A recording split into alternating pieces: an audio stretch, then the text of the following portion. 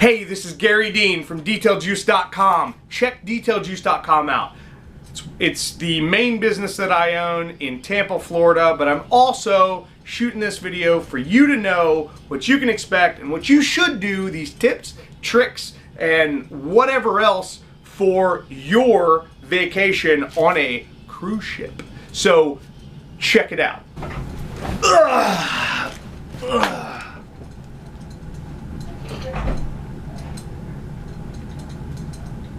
I'm just having some beer. My turn. Okay.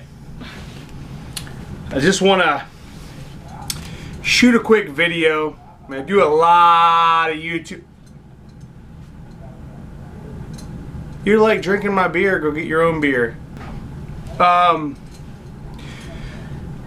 I'm shooting this video mainly because I have been on 3 cruises in my lifetime, all of which were in the past year.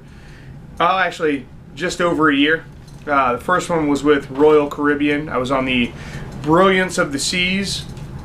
The last 2 were with Carnival, and I can tell you that the 2, and I'm currently on a cruise with the Carnival Victory. What I really want to stress is that the one Royal Caribbean cruise that I was on, in my opinion, was far better in every way than both combined of the Carnival cruises. The Royal Caribbean boat, which was, like I said, the Brilliance of the Seas, was, I don't know that it was newer. I don't have internet access, so I'm going to look into that. The Carnival Victory was built in 2000, I believe. And this stateroom looks like it hasn't been renovated since it was built. I mean, I've got a CRT, the old cathode ray tube, big square TVs. We have one of those, not even a flat panel.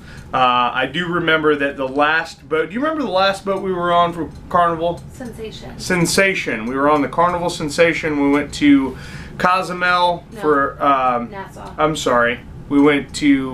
I went to Cozumel on the Royal Caribbean Brilliance of the Seas, which was fantastic. Then we went to Nassau on the Sensation for Carnival, and then we just went to Ocho Rios, Jamaica, and then over to Grand Cayman, and now we're on our way on our last sea day back to Miami. I can tell you that I am not interested in any way, shape, or form in ever going out of Miami again, especially driving from Tampa down to Miami, having to park our car at the parking that is, I don't know, maybe 15 minutes away. It is the people there don't speak English. If they do, it's very minimal. I'm worried that my car might be all dinged up and not good. It makes me feel a little bit uncomfortable leaving my car at the place where you park and then are shuttled over to catch the boat. So keep that in mind. If you have multiple cars in your household, drive the shittiest one to let them park. The other thing, I've got a whole list of things that I've been jotting down this whole cruise just to let you know some tips in case you're going to travel with Carnival or anybody else. The first thing is be creative if you're going to smuggle in booze. Now I can tell you that we successfully did. We more than successfully smuggled in booze in our bags through Carnival. It's not the first time, but I can tell you that you need to not watch YouTube videos on how you do it. You need to be creative. Not do the things that people are showing you. And this is why I'm not showing you how to do anything. I don't want to give away my secrets. And I can tell you that it's worked on all 3 cruises. So just keep in mind the stuff that's on YouTube already that you're looking up, you're Google searching, you're doing all that stuff. Carnival and all these other cruise lines are watching that stuff. They're checking it out. They're looking for these things that people are talking about. So be creative. That's the bottom line. Another thing, room service and bartenders don't need to be tipped until the gratuity shows up on your, with Carnival it's a sail and sign card. Once that gratuity, which is $60 a person, has been applied to your sail and sign itemized report of what you owe them, once it's there, then anything that has a dollar amount, a 15% gratuity is added to. So just keep that in mind. Make sure you have booze left over so you don't need to buy booze after like the last night of the trip before you head home, so that you don't have to incur those extra gratuity charges. But if you are going to buy things at the bar or whatever, just keep in mind you should watch out that they are already adding that 15% gratuity to the bill. And then there's a line where you can add more. They've already got their money, they want more. Everybody's money hungry, wants a piece of the pie. I learned that in my business. Goodness. The next thing is, don't buy excursions through the cruise line. You're going to pay more than you should. You're going to pay far more than you should, and the accountability isn't that good. I mean, I bought an excursion the first day we were in Ocho Rios. I paid, I don't know, about $50 more than I should have, and they took us from the falls, Dunn's River Falls. We went to Dunn's River Falls. We did the falls. We got caught up by all the random people trying to sell you things. The people of Jamaica are nice. I mean, this is just personal experience. People of Jamaica are fantastic. They were nice, but they want your money. Everybody wants your money. They want your money, honey, and that's a bottom line. So don't get sucked into their little cabins. Don't let them show you things. If you're not willing to spend money or be pressured and feel uncomfortable at it, don't let them suck you in. You got something to say? Negotiations, though. They will negotiate. Oh, yeah. The very fantastic Ashley Ramey just wanted to give a little tidbit of information. They will negotiate. If you get sucked into a little hut with the random man that wants you to smoke the ganja, don't smoke the ganja, by the way. I didn't smoke the ganja, I'm just saying. I've heard that it's laced and not good to smoke in Jamaica. I would not recommend that. I don't know personally. I took the advice of everybody else, and I'm still alive to talk about it. Let me take a drink of this here Rebel IPA from Samuel Adams. I can tell you that if I had to do a review of this beer, my personal preference is the Cigar City Brewing High-A-Lie from Tampa, which is a local beer to where I live. And in my opinion, it tastes better than this. I'm drinking it because it's the best bang for the buck, if you will, on the ship as far as drinking beer. 6.5% alcoholic content versus a Coors Light at what, 4%? So anyway, cheers to that. So we got negotiate. Everything is a negotiation. Most of the gifts that you can buy, the souvenirs anywhere, come from China. It's not a Jamaican made or a Mexican authentic piece. No, they import that shit from China, period. So I bought some things. I'm not saying that you shouldn't. I'm just saying I got it from Jamaica. I got stuff from Grand Cayman, but and at a far cheaper price than what they originally said they wanted. Oh yeah. I negotiated. I'm a master negotiator, so I negotiated pretty well.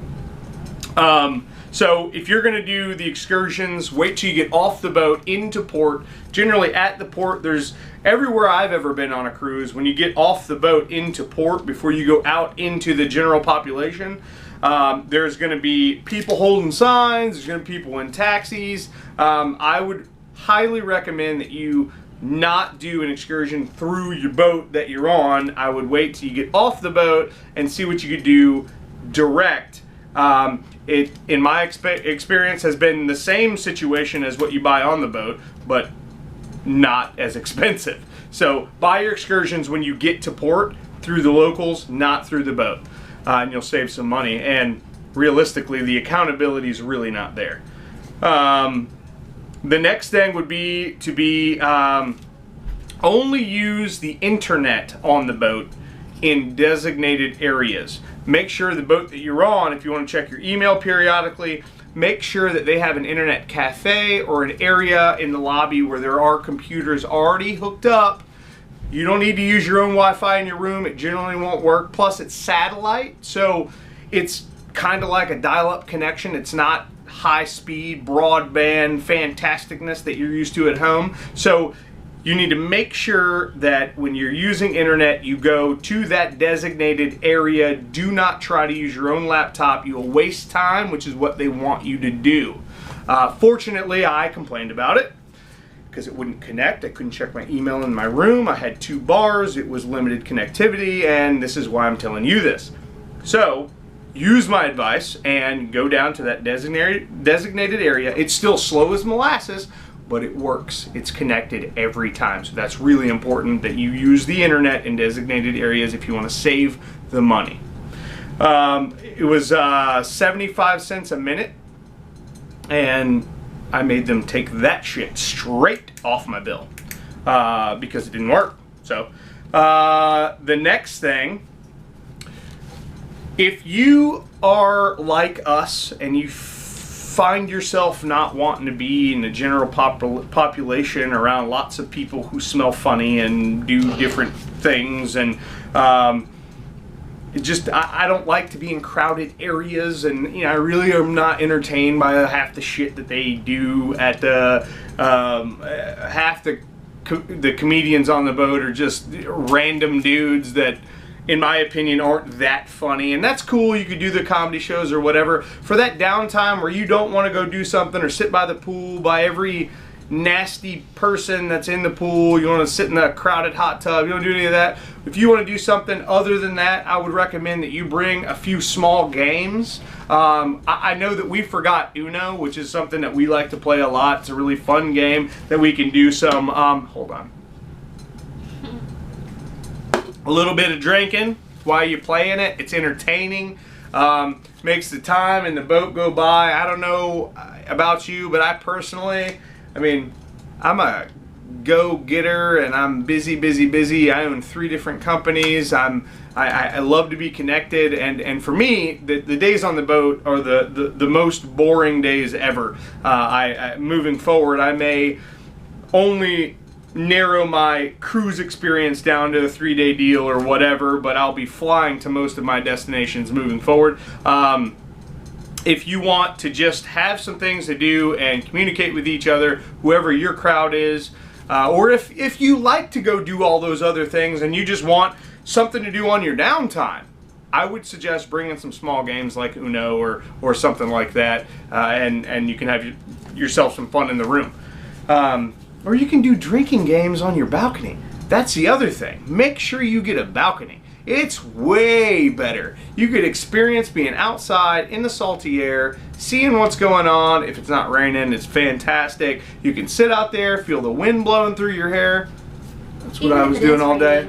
We don't get. Yeah, even if it is raining. Yeah, if it is raining, you can sit out there. You can visit with your neighbors.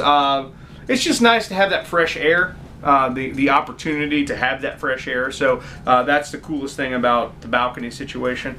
The next thing is I would highly suggest you bring a DVD player. We brought a DVD player and multiple movies. Unfortunately, my DVD player that we brought is small and compact. It's itty bitty little thing, and I thought it would be just perfect. The past 2 cruises I've been on had a flat panel TV on the wall. Most of those have an HDMI input. No. Get yourself a 30, 35, I don't know what they go for now, 35 bucks. A cheap DVD player that you can take with you on your cruises that has the yellow, red, and white. The yellow would be the component video. Not component. Is it component? I don't know. It's the generic, the old school video. The yellow, the red, and the white is your audio. Make sure your DVD player has that option and you bring those cables. If it has HDMI, bring that cable too, in case there's a flat panel TV. Anyway, we have a shitty cathode ray tube, old school, was here when the boat was manufactured TV that is just worthless. There's no channels on the boat that are worth watching. They're all satellite. There's very few of them. Nobody wants to watch the boat TV. So I would recommend bringing a DVD player and your favorite movies or movies that you haven't seen before. I think I mentioned already that after the gratuities have already been taken, that they're going to add them to everything you buy. So pay attention to your bills before you go sign in your name and before you are adding gratuity to them. Food. Let's talk about food for a minute. Now, for most people, the food in the buffet would be fine. And honestly, I like to eat, and I find the food on the buffet rather bland. I do also find that your time dining or my time dining is the better way to go for my preference. I don't like to be in a dining room full of people. It's like going to a fancy restaurant or whatever, except for the portions are about that big and you got to order like 5 of each one to get your fill. So my recommendation on food is do the your time dining, but check out what is good on the boat. On the Carnival Victory that I'm on right now, I tell you that the brick oven type style pizza at the Pizza Pirate is amazing. That stuff's awesome. The other thing is they have another place. It's a Chinese kind of Asian deal called Chopsticks. It's only open for lunch, which sucks because I would totally have it for dinner. But they have fried rice. They have Asian noodles. They have all kinds of stuff like spring rolls and that kind of stuff. If you want chicken and broccoli, it's like a almond crusted chicken. It's fantastic, this Chopsticks place, but unfortunately it's only open for lunch. In the morning for breakfast, I would highly recommend the Express Breakfast, which is at the dessert bar for lunch and dinner. It's right over there in the center. I would recommend going and getting that stuff. They've got French toast, they've got all your fruits, they've got pancakes, they've got eggs, generally a sausage for lunch, kielbasa. They have all kinds of cool stuff over there, and it's faster than waiting in those crazy lines. The other thing, the last thing, and I'm sure I'll update this at some point if I take another cruise or whatever, but you can buy booze on the boat. You can buy watches, you can buy perfume, cologne, whatever. It is not that much cheaper than buying it at a discount place or buying it through Amazon.com, which is where I would prefer that everyone buy my stuff, from DetailJuice.com. The booze aren't that much cheaper either. We are on the last night, and we did go ahead and purchase 2 additional bottles of Crown Royal, the regular one, and then the maple, which I adore drinking on ice. It's amazing. One second. So we're on the last night of the cruise, and we paid $37 with no taxes for 2/5, I believe. Liters. 2 1-liters for sure? 2 All right, so $37 for 2 1-liter bottles of Crown Royal and Crown Royal Maple. What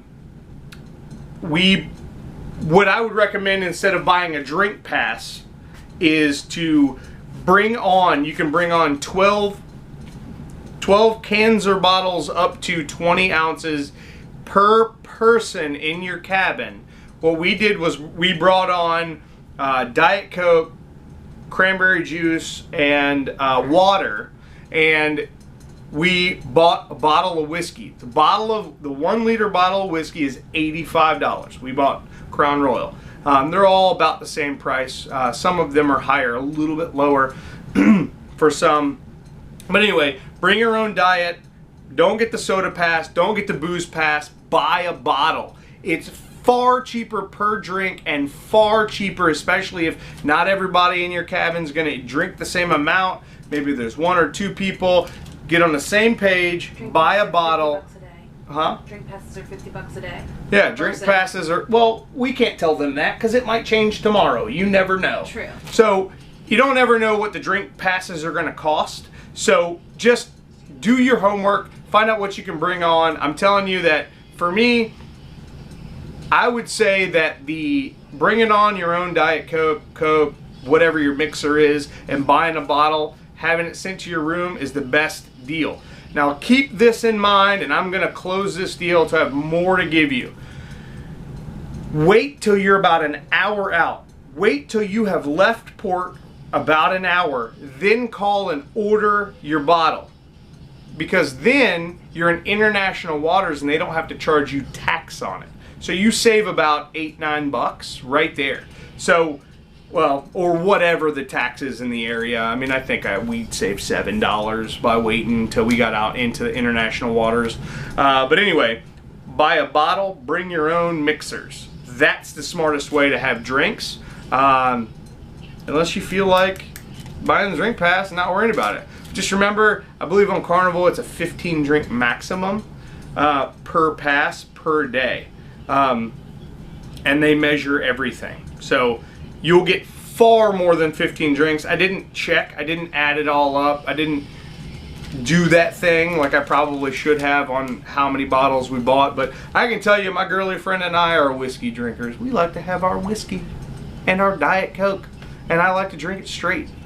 I can tell you that 1 liter of Crown Royal could easily get you 25-30 drinks, depending on how strong you like it. So anyway, this has been Garry Dean. Check out detailjuice.com, rawdetailtv.com, GarryDeanDetailing.com. Those are my 3 businesses.